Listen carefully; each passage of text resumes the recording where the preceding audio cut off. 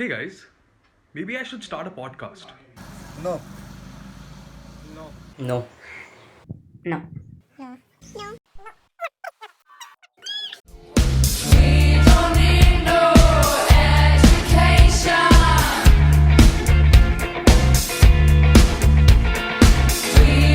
So let's begin. Yeah. Uh, Hi viewers, welcome to another episode of Fun with Law. Today, my episode is with regard to career in academics and law.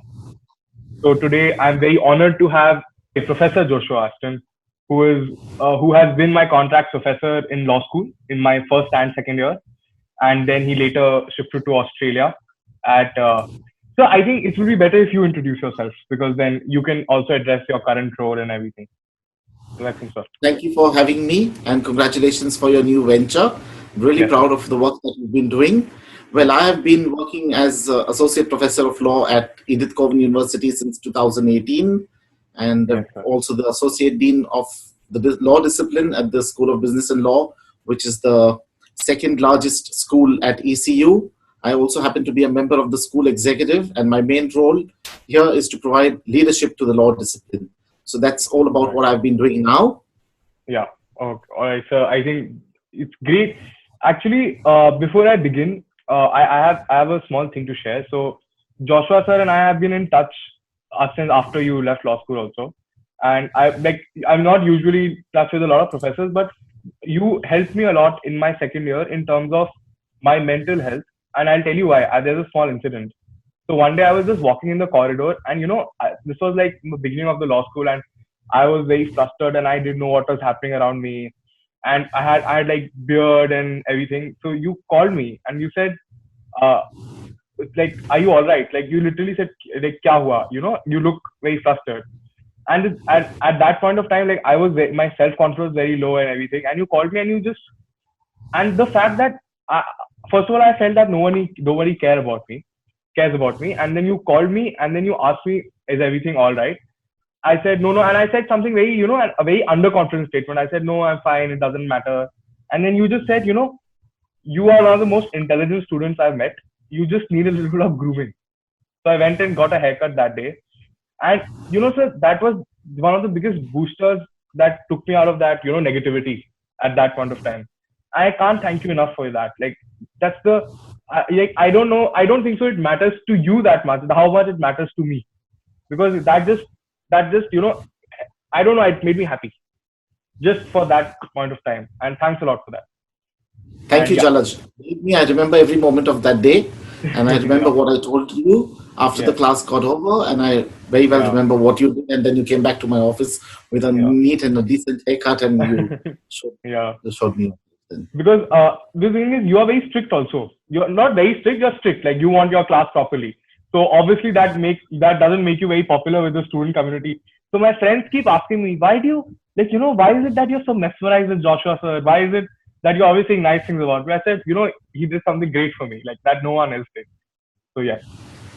So Thanks, Jalaj. That's what we yeah, all teachers are supposed to do. We're supposed to hold hand, touch yeah, hearts, and open minds of our yeah. students. All right, sir. So now let's begin with the first question of the podcast, Yeah. like the first point of discussion. What's the difference between you as a teacher and a professor? I think those are two different things. Like in school, we have teachers. In universities, we have professor.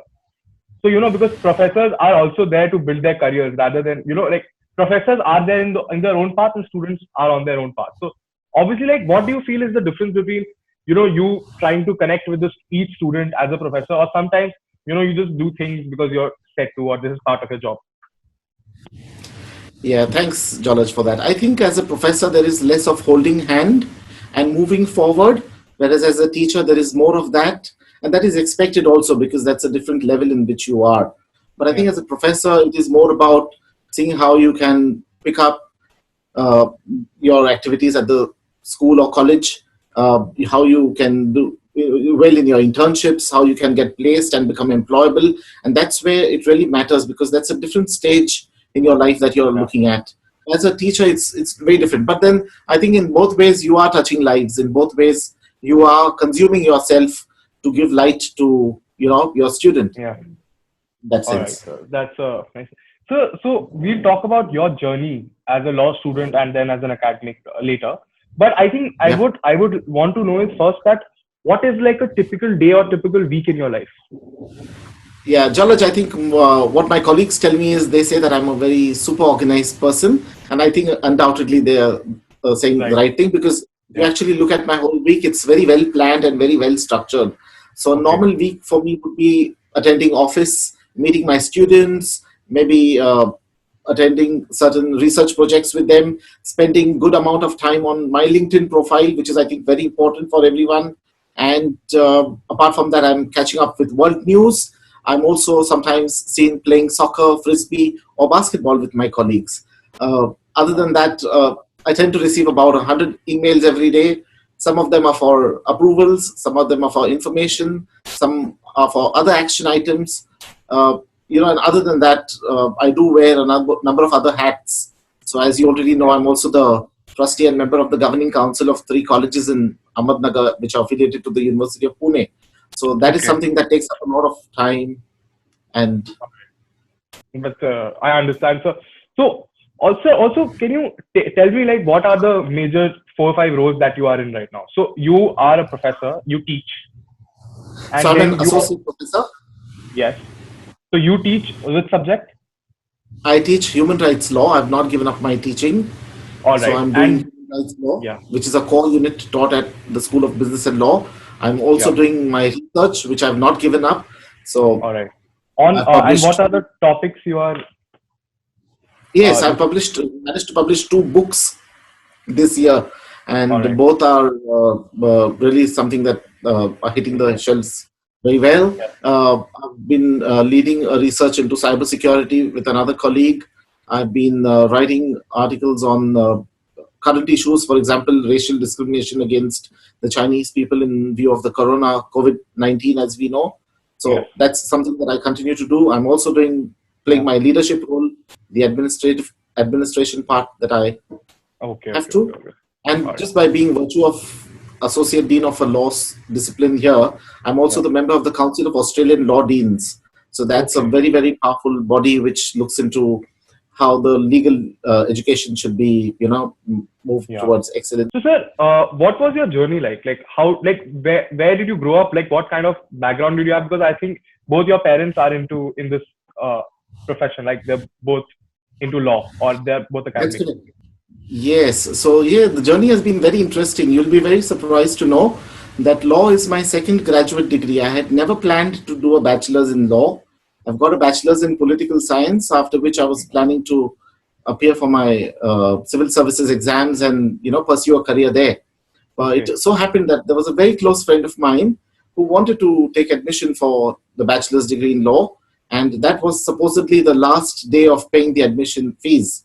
So Yeah. I went with her to pay the fees to the college, and she said that, oh, it will be so boring for her to come to college every day. And it so happened that that day I had a few thousands of rupees with me, and the fees were not so much those days. And I Yeah. had the money, and I said, okay, let me take admission, and I'll come with you every day. Now, it Yes. so happened that she completed her first year of law, and then she went into fashion designing. She left Yeah. law. I stuck with law. I did well in law. Came 6th in the University of Pune as far as the ranking is concerned. Yes. Went on to the University of Sussex in Brighton under the Chancellor's International Scholarship at the University of Sussex. Yeah. Completed my master's, and then, of course, my PhD in law. So it was nothing, I mean, this part of it was not really the way I had planned it, but I do not repent a single moment of it. It's been fun. Yeah. But If- but the most important question, the friend with which you went to pay the fee, was she your girlfriend? She was not my girlfriend, but she Did was a you very, want very to? close friend. Okay. She still Yeah. continues to be my soulmate, I can say that. Oh, okay, nice. To understand you, so how did a person who had traditional university education and who grew up in Pune, how did he end up in London? Like, was it always given that you would go abroad, or was it like something that you dreamt of, or was it normal for you to just go there and study? So, after completing my bachelor's in law, I thought I should have a master's degree. And when I looked around, I saw these traditional universities. And, I knew what kind of education standards exist in these traditional universities. I'm not turning down any of them. But the kind of education I was looking forward to, I could not see those kinds. For example, the specialization that I wanted to Yes. specialize in international criminal law, but Yes. this specialization was not available in any of our Indian universities during that period. Also, Okay. you'll remember during that time, law degree in India, master's degree was 2 years, Yes. whereas Yes. Yes. in the UK it was for 1 year. So that was the added advantage for me, and that's how I chose my specialization and the university, and that's how I landed up in the UK. Okay. Also, It sir. was Yeah. yeah, it Yeah. was Yeah. Please. it was such a great experience studying at the University of Sussex. Yeah. Also, sir, you studied international criminal law. Then I remember at Jain you used to teach us contract law, which you were very good at. And then now you're teaching international human rights law, right? So how has the transformation been? Like, Yeah, so I think contract law, of course, it falls under the private international law, and what yeah. I'm doing now falls under the public international law category. But at the end of the day, I think it is the interest that I've always had. And if you look at international criminal law, it is something that was always a part of me, because my PhD is in that area, my Yes. master's dissertation is in that area, and Yes. that's what really I was didn't want to give that up. But when I No. came to Gujarat National Law University, and also in my previous job in Symbiosis, I did feel that contract law was a very, very important aspect of law, which should be made so simple and explained to students. So if you remember, I used to come into the class, and on the first day I used to tell you all which books you should not refer to, because there were certain books written by some authors which you should Bangya. not even go into it. And Yes. I wouldn't take Bangya. names, but that's what, because it would simplify stuff at this stage, but it would rather, you Yeah. do not want to do that at this stage for you, and Yes. especially when there were good books available. Yeah. Also, sir, can you tell me like 2, 3 turning points in your life? Thinking of this, but I think one very good example that I would like to share with you is, of course, during my LLM program, during the course, somewhere in 2007, we visited the International Court of Justice, the International Criminal Court, International Criminal Tribunal for former Yugoslavia, and of course the Organization for Prohibition of Chemical Weapons in The Hague. And during this visit to Netherlands, we did visit the red light area of Amsterdam. And I think that was a turning point in my career, because I was really appalled to see flesh trade flourishing in that way. And I think that's where I picked up and made up my mind, because this really had a very strong impact on me. And I thought that I should do something in the area of human rights law. And that's how, I finally decided there in 2009 that when I ever do a PhD in law, it will be something to do with human trafficking. And that's what eventually happened. Yeah, and my first book, Oxford University publication, was on trafficking of women and children. So I think that was a very important turn in my career. Other than that, somewhere in 2012, I happened to meet Judge Sang Yoon Song, who was the then president of the International Criminal Court. And I'd already visited the court somewhere in 2007, 2008. So, that is something that really encouraged me a lot. And that review conference was not just any ordinary conference where I met this judge. It was the completion of 10 years of the International Criminal Court. So, it was a historic moment, and I was a part of it. And that's what really, created a great impact in my understanding of international law as such. Wow. Yeah, so these two examples, I think. Okay. So, sir, when we look at you, and I'm not kidding, you're really an inspiration, because I asked this question to also people who have studied in Australia. Sorry, went for the exchange in Australia. And I always ask, how's Joshua, sir? So they ask, he's very happy. He's built a life for himself there. And he's one of the more popular faculty members there. And, so, sir, and building a life there, what is the difference between your professional life in Australia and in India? So what are the 5 key differences? Because you have taught in Symbiosis and at the National University. So you will have both the perspectives. Yes.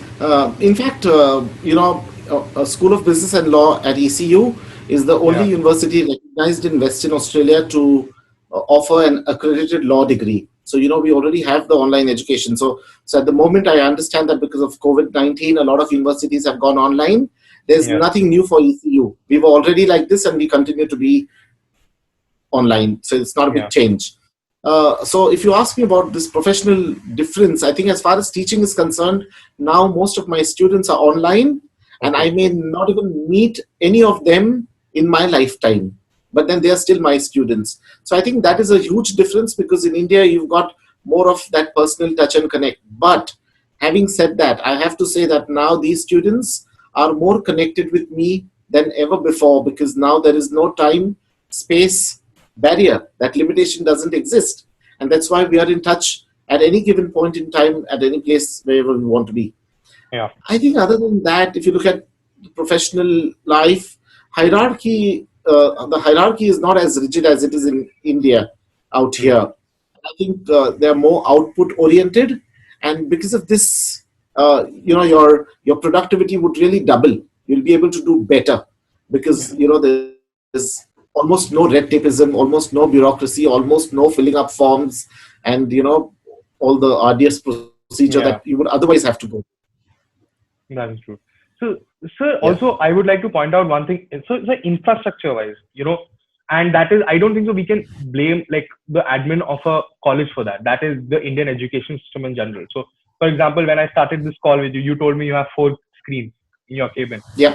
Yeah. And suddenly, like I've seen like a lot of professors but in India, a lot of professors, I'm not just talking about my college, but a lot of professors don't even have the required technical skills to go about, using computers properly and things like that. So obviously, I feel that there's a huge difference with regard to that also. For example, when we email you, you consider email as proper communication. Like, for example, I've always gotten a reply from you, and I'm sure that you make it a point to reply to your email, the important one. But I've seen that a lot of professors, without naming anyone, I met a professor recently. He was not from my university. He said, I went ahead and I told my students never to email me. If you want to meet me, you meet me. Otherwise, don't email me. I don't reply to emails. And I found that pretty shocking, that he doesn't use emails and things like that. I think we need to change with the change in times, and if we don't, then we will not be able to move at the same pace and speed as we should with our students. Yes, that is true. Also, I mean, today is the age of Instagram and Twitter and, these modes and mediums of communication. I think it's important that we should be abreast with whatever is happening around us. Yes, sir. Yeah. Also, sir, there's this sheer difference between like you and me. You are probably half a generation ahead of me. All right, like age-wise, if you think about it. And if you see the amount of opportunities that you and I have, no, not full. Like, you're not as old as my dad, but if you think about it, the amount of opportunities you had and I have. I'm in a system where NLUs is there and there is, they call for papers every day. There are hundreds of moods. We can go abroad. There is funding. Countries was doing well economically till like probably year or two back. So we have like so many more opportunities than you all. So for you to go out there and make a difference, do you consider yourself successful, or do you think there is still, things to do? Yeah, I think I will definitely agree with what you've said. You have more opportunities and more choices, and they were not the same when I wanted to take this step in my life. But, I always wanted to make a difference. I always wanted to leave an impact. I always wanted to go an extra mile. I always wanted to make my parents proud of myself, and of course, my colleagues also. So with regard to success, I think I'm satisfied with my career graph, to be very honest with you, because I think I've proved to be a successful teacher. I'm loved by my students. I've been a successful leader because I'm loved by my colleagues. I've been a successful son because I'm loved by my parents. And I think moreover, being able to be a good human being, and that's really what counts in all ways. And I think this love that the students come back to and shower upon their teachers. For example, you started off by saying how I was able to impact in your play an impact in your life. I think this is the biggest certificate that we can get. And if you ask me, am I successful? I think yes, I'm very successful because of this little difference that I've been able to make in somebody's life. Oh, thank you. That's a great answer. I think. So also, sir, how did you choose that you wanted to be a professor or like an academic? Like, because I'm sure while you're growing up, there were a lot of law firms coming up. I think that was a very golden period, because whoever I think graduated in your era are now, big partners at these tier one law firms and things like. How did you choose to be that? Yeah, so I think that's because in my family, my parents were teachers. My dad retired as the principal and head department of English at Nauroji Wadia College in Pune. My mother was a teacher at Jain Technical High School. So, always I've seen what the life of a teacher is, not just from profession part of it, but even from the personal part of it. Because a lot of students don't know what happens in the lives and in the families of teachers. And I've been able to witness that very closely, and how our parents would fight for the rights of their students, how they would go an extra mile to help, support, guide, and assist students. In fact, I remember some students. Whenever it was Teachers' Day, we used to have buckets and buckets of flowers at our home, because both parents would get. They were really very reverend teachers, and that's something that made a very big impact in my life. And I thought, yes, I think I want to join this profession. Moreover, to be very honest, there's a lot of honor and respect associated with this. So more than anything else, it was this aspect that I thought, yes, I would like to join academics. It's also because it keeps you young, it keeps you fresh, it keeps you in the company of students, and you're always learning, and that really never ends. And that is something that I think not many professions would have to offer. Yes, that's right. Because, my dad tells me that only three professions which are, most respected in society. One is being a doctor, second is being a barrister, and third is being a teacher. So you're two of them. Right. Yeah. Also, sir, so I want to talk about a myth, like a lot of people say that the lives of professors are less stressful. And, your life is easy, or you don't have to do as much work as, like, is it that way? Like, is it less stressful? Or is it equally as a 9-to-5 job? Is it as tough as that? No, it's not a 9-to-5 job. It cannot be a 9-to-5 job, because we are creating futures. We are creating students' futures. And, it cannot be restricted to any time. In fact, if you want to know whether the job is really stressful, you need to go back and ask the family members of these teachers, and they will have lots to tell you. They will tell you how they've had to reschedule their vacations because that teacher could not get a leave. They will tell you the kind of work the teacher puts in, days and nights, sitting up late nights, checking up the assessments, trying to draw out a proper feedback so that the student understands where he's gone wrong. So those are the things that a teacher needs to do, and that's constant. It doesn't come to an end at any time. In fact, when you go back home, you carry back the burden of your work home, and you are expected to read through for the next day's teaching, and that is something that really never ends. So it's really not that it's not stressful, but I will tell you one thing: probably academics know how to manage their stress, and that's what they do effectively, and that's where it seems as if it's an easy task, but it is not an easy task. We have to keep competing with our colleagues, and not just colleagues in the same university, but different universities in the country and even in the world, so that you remain abreast as far as your area of research is concerned. Otherwise, you'll become obsolete, and that's not easy. So what is when you talk about competition in the field, right? Yeah. So the common perception is, all right, you got a job in a university, now you're sorted, because a lot of times these jobs are either tenured or permanent jobs in India's case, for example. So because even I have noticed, like, a lot of professors in my universities also, they're always working, and they have research projects and things like that. So what is the competitive aspect of the job, like the competitive aspect? Yeah, I think it is the zeal to try and move towards excellence, and that is for everyone. I mean, that is how everyone moves ahead. That is how everybody is expected to move ahead. And when I spoke about competition, I have to say, I was saying this in the positive sense. So it is a very challenging thing to move through your colleagues, but then at the pyramid on top, there are very few people who can actually reach that apex, and that's where everybody should be looking forward to moving. So it's not just that you get into a job, you get comfortable in that job, and then you stay there, because that's not going to help you. The moment you become comfortable in your job, you're not going to grow, and believe me, your institution is also not going to grow. And that's why change is very, very important. talking about change, once you told me that, Jalaj, at any given time, you shouldn't stay at a particular institution or on an organization for more than 5 years. You told me that, and you said Yes, I because remember. change is the only constant. And I think, like, because no one says that, and like, because even my dad says, stability is important, things like that. But you went out and said, yeah, that change is important, because then people, like, there are a lot of politics that starts happening and things like that. You said you should grow, and then you get out and go to a next organization. And I think that's a very nice philosophy. Yeah, because it's not just growth for the organization, it's also growth for you. And that's Yes. very important because, at some point in time, you also understood the system. And then there's a place where you come where there's very little that you're learning because it's all the same. The processes Yes. are the same.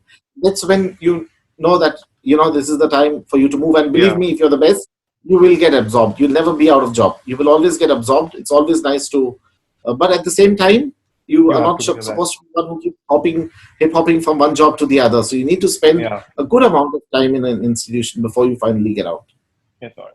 So, sir, now coming to the writing and research aspect.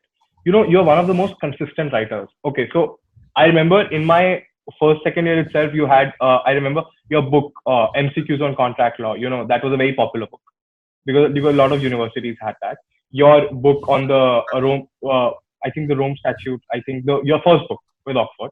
Then you recently wrote another book for the Oxford Publishing House, where you explored the police brutality and I think the police structure in general. Then your books range from how to do well at internships to how to do well at LLMs.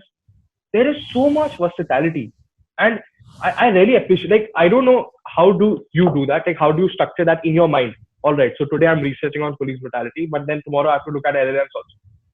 So can you tell me what's the process like for you for writing, and then how do you choose your topics to write on?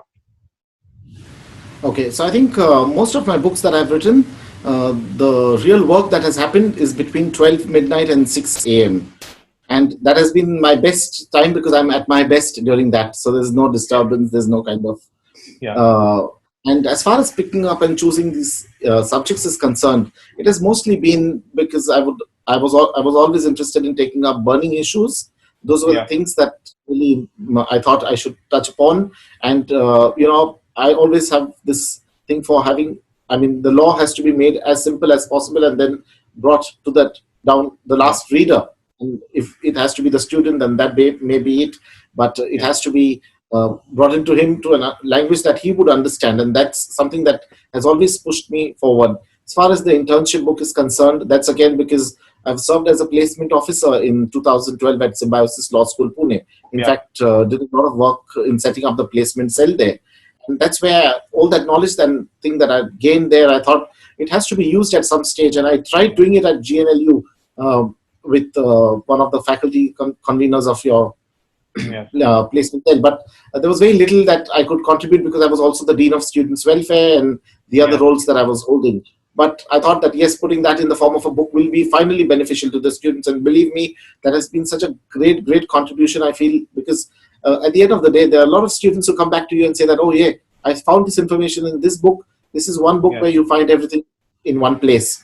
And yes, of course, the book on torture, the book on human trafficking, those are all my the burning issues that I've always felt for. I've always had that, thing in myself that something has to be done in this area. And as an academic, there is, you have your own limitations, but that's my contribution to the society, I feel. But sir, don't you think your execution is faster than a lot of other people that I know, like regardless of their profession? Because I feel that you execute very well. So you were like, okay, I was head of placement cell, let me write a book about it. I feel that is important, let me write a book about it. I'm teaching contracts, let me write a book about it. Because a lot of people don't do that, because a lot of us have ideas, but none of us go ahead and do it. So you are clearly, You're absolutely right. I'm really good at execution because I think everything I put my hands into should be taken to its logical conclusion.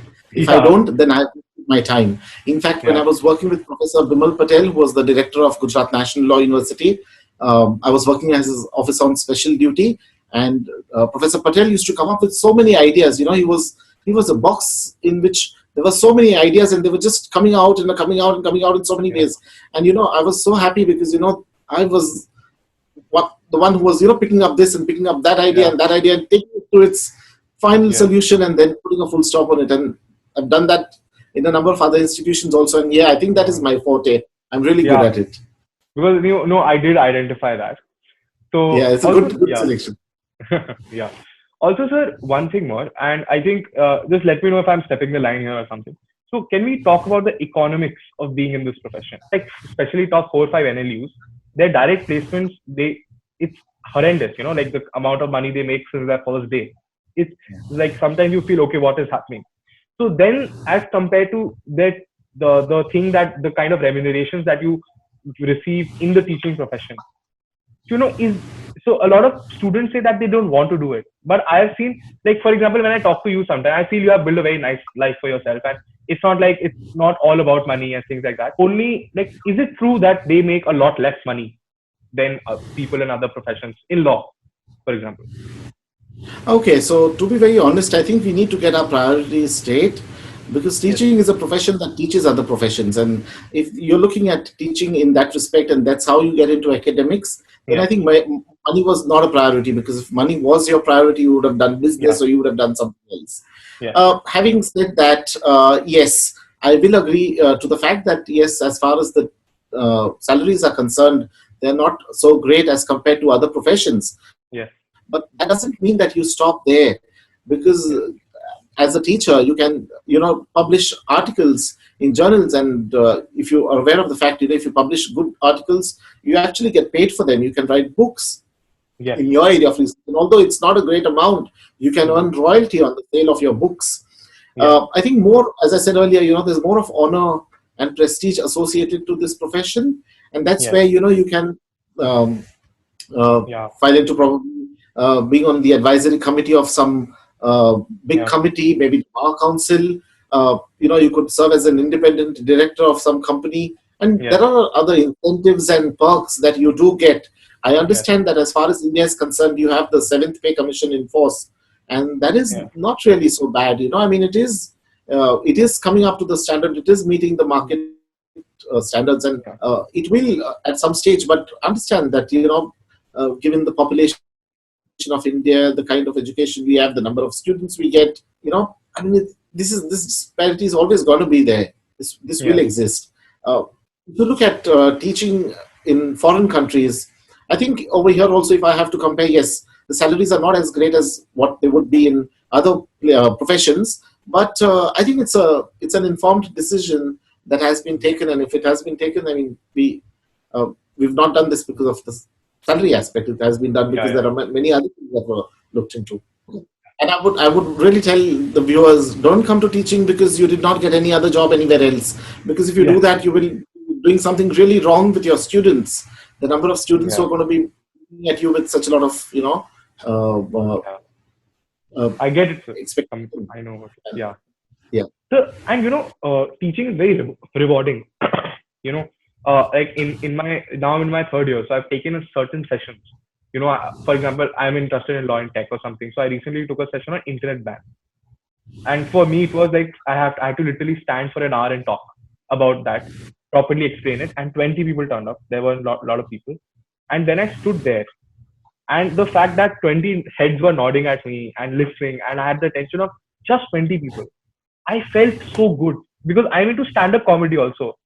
And honestly, the reward of a laugh and a nod in teaching is exactly same. And teachers have to do it every day. That was something that's, I think, that's brilliant. So, sir, we are not just teachers, we are directors, we are choreographers, we are actors, we are dress designers, we are everything for our class, So just an advice for the viewers. So there are a lot of people who not just teach, but they are part of a lot of other activities also, which not just help them make some extra money, but they are, they can contribute in different ways. So what are the different ways? Like, what are the different opportunities available to teachers right now? Okay, so if you look at Germany, and if you go to Hamburg has a tribunal. It's called ITLOS, International Tribunal for the Law of the Seas. And you'll find many of the jurists there are all serving professors of universities. And that's how Germany is. That's what importance they give to university professors in Germany. Now, I've given you an example of just Germany, but there are other places also in the world where academic opinions from academics are sought before, Yes. in judgments, very important judgments. Apart from that, I think, for example, my professor who taught me international criminal law in the University of Sussex was responsible for framing the Ukrainian and Georgian constitution, which underwent a new constitution recently. So that's what you're looking at, and that is something which, of course, you will get. You do have monetary benefits of doing all these other activities, but more than that, there's more than money involved in it. Because apart from that, you can serve, as I said earlier, as independent directors on the boards of various other companies. You can be advisory members to various other universities, board of studies. You can actually help in evolving the legal education syllabus in so many other universities and across the board, and that's where you're going to be. I mean, look at Professor Upendra Bakshi. We've not had many people like him, unfortunately, but he was such a great, eminent jurist. I mean, somebody whom even judges would contact before putting up the judgments. And, so those are the kinds of things that you can get pulled into. So it's not just a law firm job that you want to get stuck to a desk and a chair. There's so many other things that a professor can still continue to do. Thank you.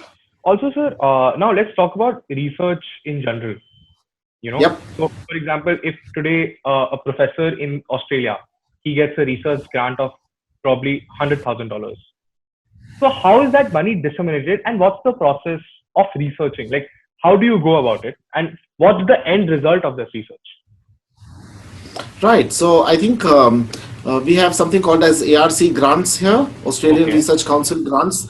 They're supposed to be a very important brand of grants that you can actually get into. I have been awarded some research grants here. And I think what really happens is that the research grant amount is not immediately given to you. It doesn't come to you. It comes to the institution you're affiliated to. And it doesn't come in the full way it should. It comes in bits and pieces. There's already a kind of a chart that has been laid out, and you get paid in installments, and that really covers up your salary, your research allowance, your allowance towards having a research associate, and that's how your money would get disseminated to you. And every 6 months, 5 months, you're supposed to make a report telling them about the progress of your grant application and how you've done it. At the end of the grant application, if your work is not over, you can still make an application and ask for extension, which is usually granted. And if you do not need an extension, then of course, you submit your final report, and that's the end of it.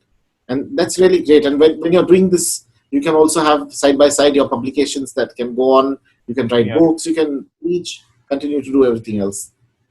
All right. Now, sir, moving on to I think probably the next part of our discussion, which would be regard to law and technology, because I didn't know that. I got to know that about last week, that you are big into cyber law also. Like, that is one of the areas of interest that you have. So could you tell me, like, till what extent is that interest, and like what are the areas that you are good with, or something like that? So basically, I've got a advanced diploma in cyber laws, and that's when I've done this from India. And I think it is very important to be abreast with what is happening around you. Technology is changing the world, and that is something that you have to be abreast with. You need to know what's happening, and that's why I never thought of giving up on cyber laws, because that actually took up to my interest in artificial intelligence and big data and all the other things, because that's all linked and connected.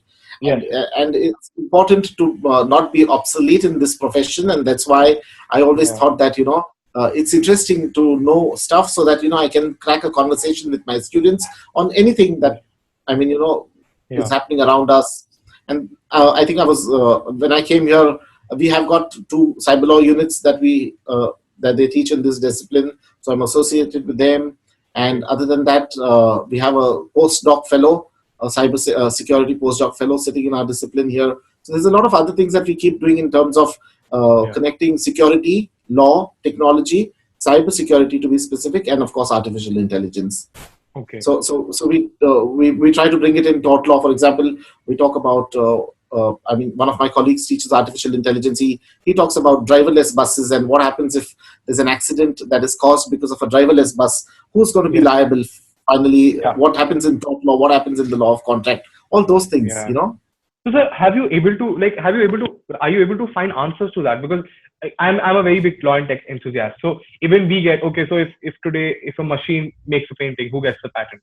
And, things like that. So these questions, so are your universities looking at finding these answers? Are Well, you? that is not really my forte, and that's Yes. also not an great area of research at my university. But I'm sure Yes. there are a lot of universities which are looking into this, because tomorrow, what you're learning in contract law 1 and 2 will be very different from what you will learn 10 years after today. Yeah. It's all changing, it's all evolving, and Yeah. for example, you're going to learn about surrogacy contracts in Yes. contract 2 in future. You're going to learn Yes. about what happens in liability cases in driverless buses. These are things that are going to come, and they're all on the way. All right.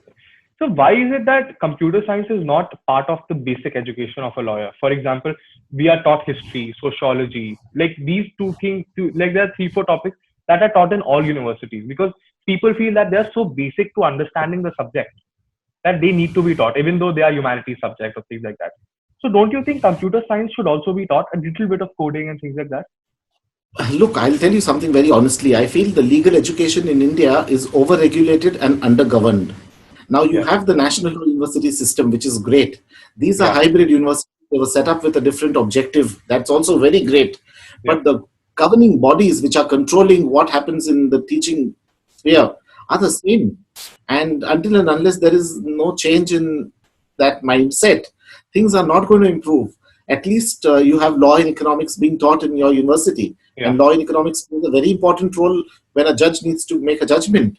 But Right. there are many universities who've never heard of this unit or the subject, and that's really very sad part of it. So yes, of course, computer education is computer science and law is a very, very good option.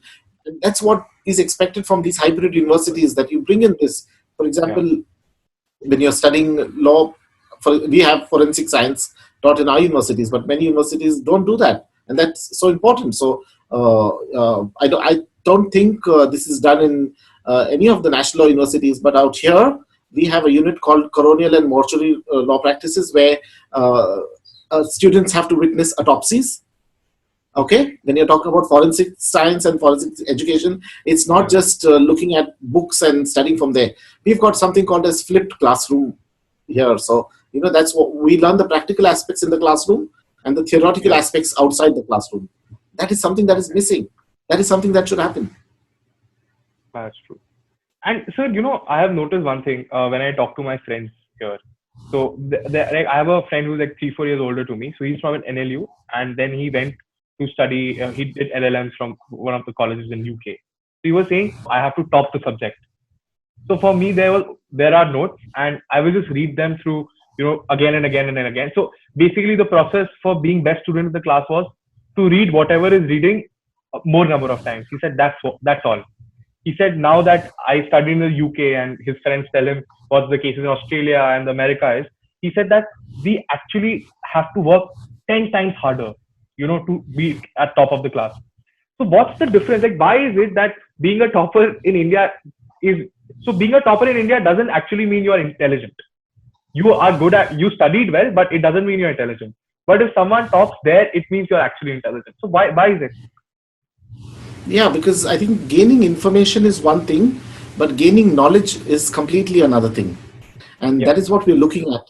Jalaj, you'll be very interested to know, in our university, we teach one subject called legal logic. And we actually teach how to think. Now, this is something which I don't think any Indian university does, because this is a very important way in which we can train the mindset of a lawyer, how to think. That's very important. That really doesn't happen everywhere in the world. Also, with regard to your question specifically that you asked me, I think it is important that we, understand that these students that we are producing, these are the students that are taking education. These are the ones who are going to tomorrow go and change the way the society looks like. And if we're not able to do a good job there, it's all going to be a big waste for both of them. I think it's also because I'll tell you what really happens is we've got open book examination in most of our exams here. So I'll ask the student, we allow the students to bring in the textbook in the class, in the exam, But the question that is set is so difficult that you wouldn't find the answer directly in that book. You need application of mind, application of knowledge, and that's what is important. So it's not just you mugging up something and literally coming and vomiting something on the paper. It is about, we want to go and understand what you've understood. We've got learning objectives for every subject. So we want to see whether you have met that learning objective, whether you've really understood it and you're able to demonstrate. You're able to demonstrate what you've understood. And that is how our questions are designed for the assessments. It's a very scientific way of doing it. And, there's a huge amount of research done in this area. And that is something that really needs to come into many of our universities. So we have you please continue. We have Center for Teaching and Learning, and that's a huge building where there are hundreds of people working there, and these all people are working there to see how teaching can become interesting, teaching can become more authentic, and teaching can become more innovative, more creative. And these all people are there, and they're there to guide us. Do this, do that. You should do this, and you can improve your teaching. And that's the way we learn and work together. No, that's nice, sir. So in the next decade, what do you see the major, trends that in the industry will see? For example, I feel that video conferencing and live streaming of proceedings will be a big deal all over the world. And for online dispute resolution because especially now that people are actually sitting at home, I think a lot of arbitrators are going to realize, it can happen through video conference. And I think it's quite effective. So what are the major trends do you feel? What are your predictions? Absolutely right. Yes, technology and law. In fact, technology and law has, even in India, if you look at it, they have been working together. You do have e-filing, which is taking place. But it's difficult to execute it at such a large level when people don't have computers or people do not know how to use the computers. As far as the Companies Act is concerned, electronic evidence was anyways admissible in the court, which means we really had those e-courts kind of system there. But it's going to become more now, and you're going to have people, look, there are no geographical barriers, there is no time barrier, and there is no space barrier, which means at a click of a button, we can get courts into sessions, people can work. Video conferencing is one of the best ways in which we can move forward, and what could be a better way of talking about it now, given the circumstances, the unprecedented times that we have. And it's all just moving so finely. And believe me, it saves a lot of money. And so many other resources would be saved if we just continue to use the technology in this way. Look, technology has its own positives and negatives. We can make the best use of it. And if we can, then we should. Because, at the end of the day, we are not slaves of technology. But we should be able to make technology make it at our best use. That is something. So predictive analytics, for example, that is something that could come in where, judgments could be stored of similar cases. And then in such cases, the public doesn't have to really wait for the next date to understand what the judgment is going to be, because, it can just feed the system and get the answer. Artificial intelligence, I'm talking about, and I know. That's the way forward. Everybody's talking about it. Yeah, I know. Sir, let me tell you something very interesting, and that's my analysis. Because of the lack of computer science education in law schools, there is so much innovation that can happen in this field. A lot of engineering students are getting into this, and they are going to make money off us due to these technologies. Because today, one of the startups, I think Legal Mind, there's a startup. It is incubated by Cyril Amarchand Mangaldas. It's one of the. Okay. They have a very good idea with regard to that. They're not very successful yet, but I think it's a brilliant startup. It is run by an engineer from BIT, and that is what my issue is. Like, why can't we go ahead and do innovation in our field? All right. So now moving on to the last part of our discussion, I want to discuss the impact of COVID on colleges, on teaching, and things like that. So obviously, online teaching remains intact, and it's one of the biggest things that's happening right now in general. But so what online education has led to is lack of interaction among students at the campus. Because I'm sure, since you have also gone abroad for an LLM, any university experience I think teaching in class is 20%, 30% of that. However, the real learning is when you learn from your peers, you discuss ideas, you know. So I think, don't you think due to COVID, in general, innovation is going to get reduced?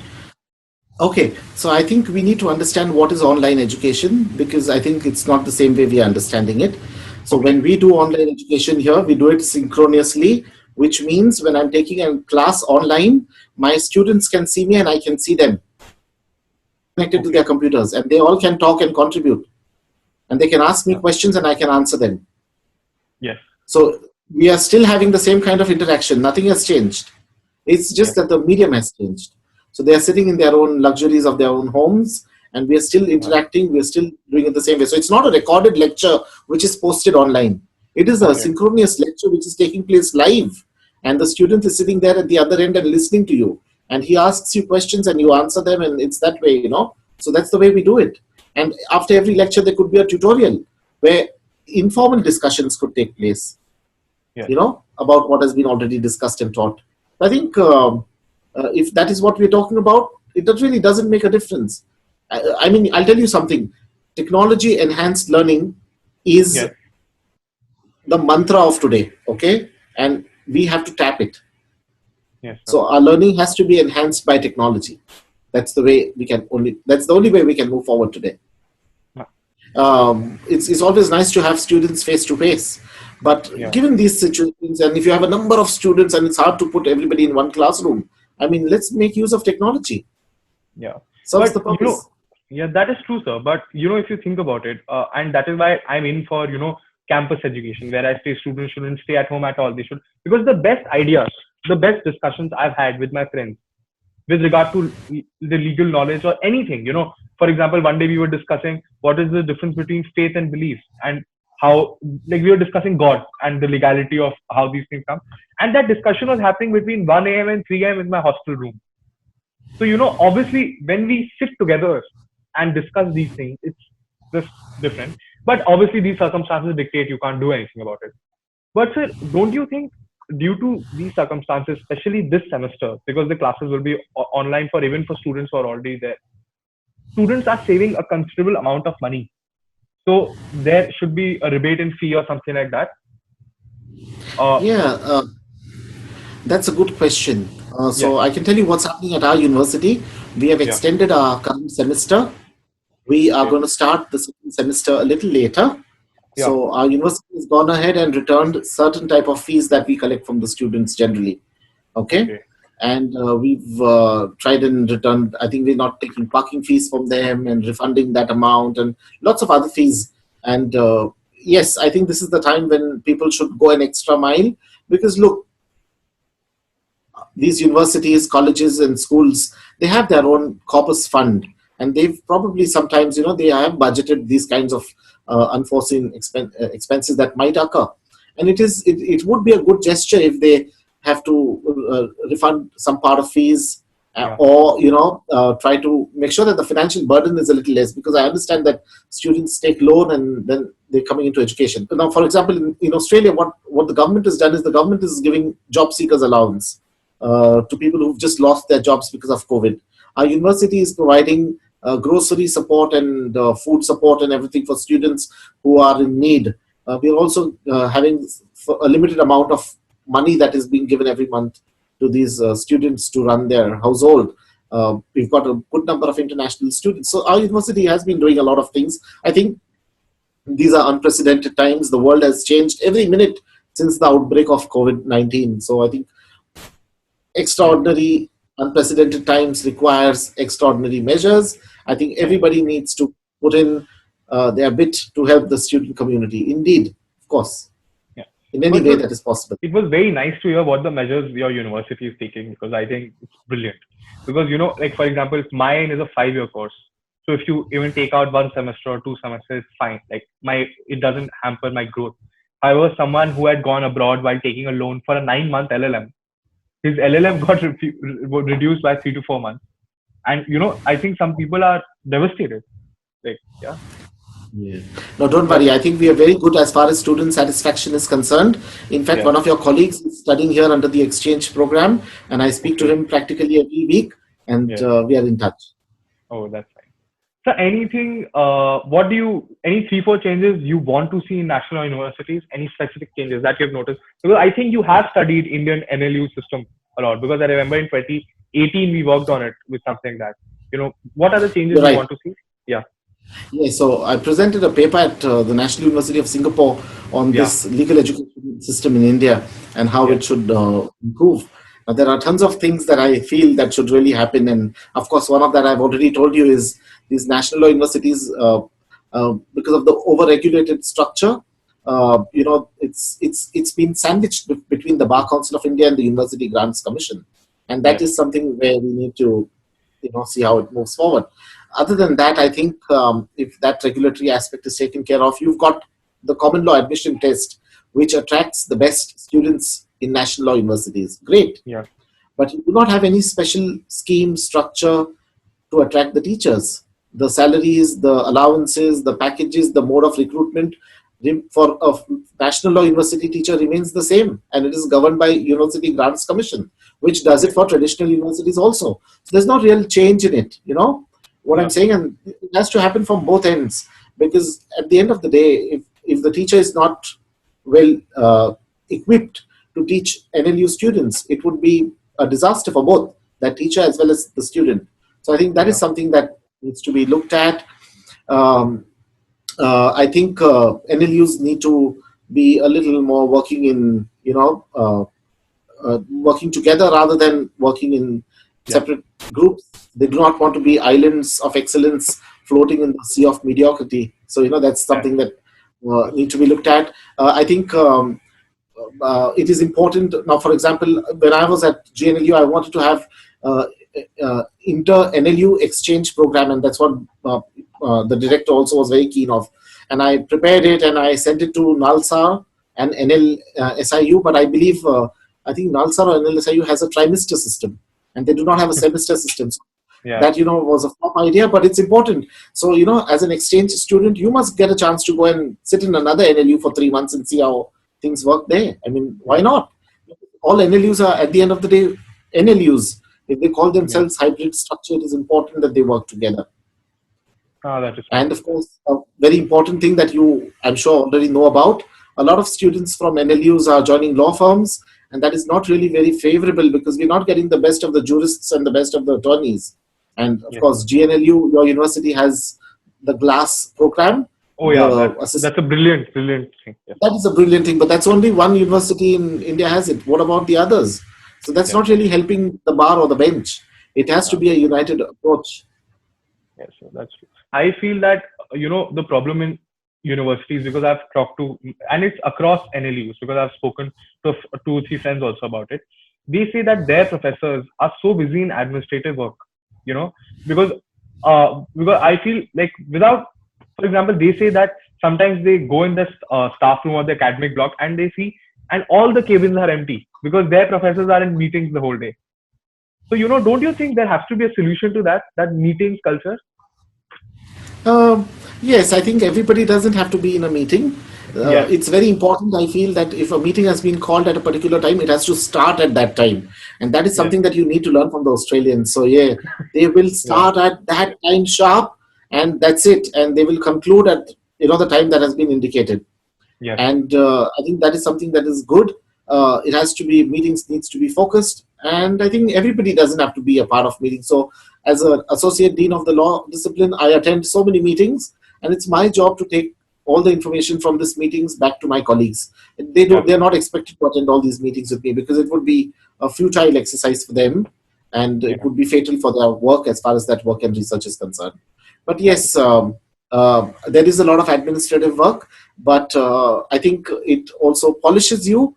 It makes you, it teaches you multitasking. And I think I have never run away from, I've always loved doing administration as well as teaching, because until and unless you don't understand how the administration works, you as a teacher giving advice to the student may not be so, so robust. And I think when you know that Yeah. the administration works in a certain way and you understand what the student wants, you can actually go back to the administration and ask them to make changes so that it suits Yeah. the student need. I mean, it's both ways. That's true. Well, I have to thank you for having me again. It has been such a wonderful Yeah. program, and I've really loved every aspect of what we've discussed. Thank you. Hey, teacher!